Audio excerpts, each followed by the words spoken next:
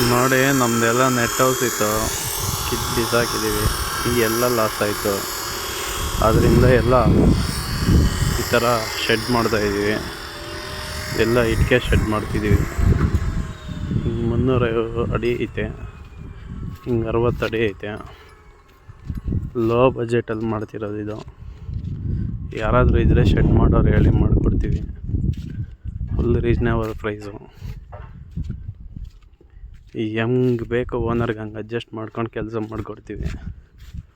ನೋಡಿ ಸ್ವಲ್ಪ ನಾವು ರೈತರ ಮಕ್ಕಳು.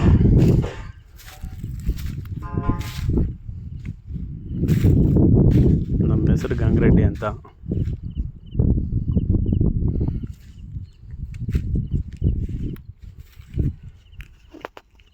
ನೋಡಿ ಎಲ್ಲ ಪೇಪರ್ ಕೂಡ ಹಂಗೆ ಐತೆ. ಟೊಮೊಟೊ ಹಾಕಿದ್ದೀವಿ, ಎಲ್ಲ ಲಾಸ್ ಆಯಿತು, ಅದಕ್ಕೆ ಕಿತ್ತಾಕಿದ್ದೀವಿ.